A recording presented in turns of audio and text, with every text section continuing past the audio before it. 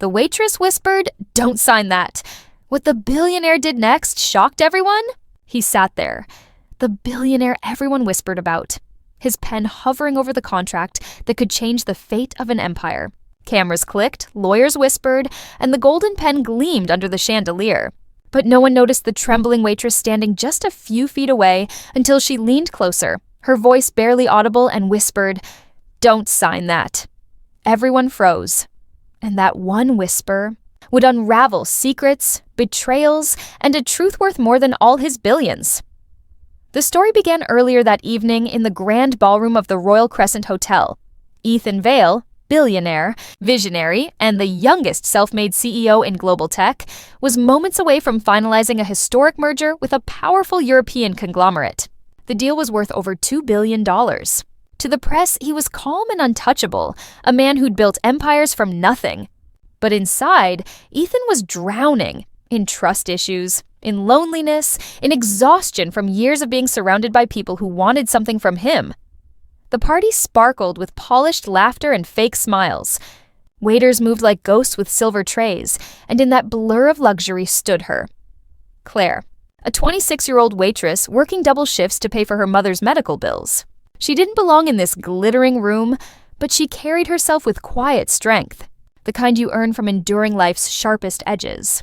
As she refilled champagne glasses, her eyes caught something strange on the contract lying open on the table near Ethan. A small legal clause, tiny font, buried deep, something she recognized from her father's old construction business. Years ago, a similar clause had bankrupted him, costing her family everything. She froze, heart racing. It was a trap. But who would believe a waitress? Ethan's pen was ready to sign. Everyone watched him like he was performing some royal ritual. She took a shaky breath, stepped forward despite the voice in her head screaming, "Don't do this," and whispered, "Don't sign that." The room went silent. You could hear the air crackle with disbelief. The board members frowned, reporters stared, and Ethan slowly turned toward her, his gray eyes locking on hers, sharp and unreadable. "What did you say?" he asked quietly. Claire swallowed. "That contract, there's a clause. Page 18, line 7. It's a surrender clause. You'll lose full ownership after 18 months. Gasps filled the room. The lawyer beside Ethan went pale. Ethan looked at her for a long moment. Then at his lawyers, who suddenly avoided his gaze. Calmly, he flipped to the page. His jaw tightened. She was right. He stood abruptly, his chair screeching back. "Meeting's over," he said coldly.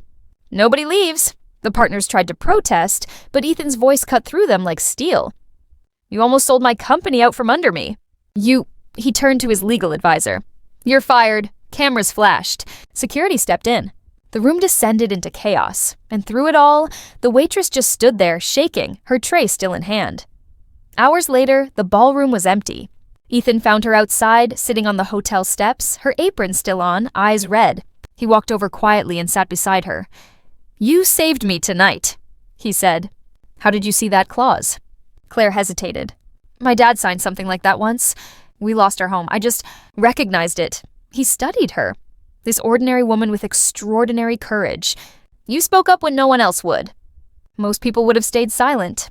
She gave a small, tired smile. "I figured I had nothing left to lose." For the first time in years, Ethan didn't feel like a billionaire or a CEO. Just a man sitting next to someone who reminded him of everything real. He reached into his coat and pulled out the unsigned contract, then tore it in half. "Maybe I needed someone like you to remind me what matters." 2 weeks later, Ethan showed up at the small diner where Claire worked her morning shift. He wasn't in his usual tailored suit, just jeans and a coat. The place went quiet when he walked in. "Coffee?" she asked softly, surprised but smiling. "Only if you'll join me," he said. She blinked. "I'm working," he grinned. "Not anymore. I bought the diner." "What?" "I bought it this morning. Don't worry, I'm not changing it. Just upgrading it. And offering you a new position." She stared at him, speechless. "You have an eye for detail and guts most people in my boardroom lack," he continued. "I need someone like you to lead community outreach for my company. You in?" Her eyes welled up. "Why me?" He smiled gently. "Because you told me not to sign what everyone else told me to. That takes more than intelligence. It takes integrity." She nodded slowly, emotion breaking through her voice. "Okay, I'm in. Months passed." Claire rose to become one of the most respected voices in Ethan's foundation, helping underprivileged families and small businesses rebuild from financial fraud, something she once lived through herself. Ethan often said she was the soul his empire had been missing, and one evening, as the sun set over the city skyline, he turned to her and said, "Funny how one whisper can change everything." She smiled. "Sometimes the quietest voices are the ones that save us." He looked at her, eyes soft with gratitude and something deeper. "No," he said. "Sometimes they're the ones that teach us how to live again." The story of the billionaire and the waitress spread far beyond that ballroom, not as a tale of wealth or power, but as a reminder that sometimes the person who saves your world doesn't wear a suit, but carries a tray, a heart full of courage, and a whisper that changes everything.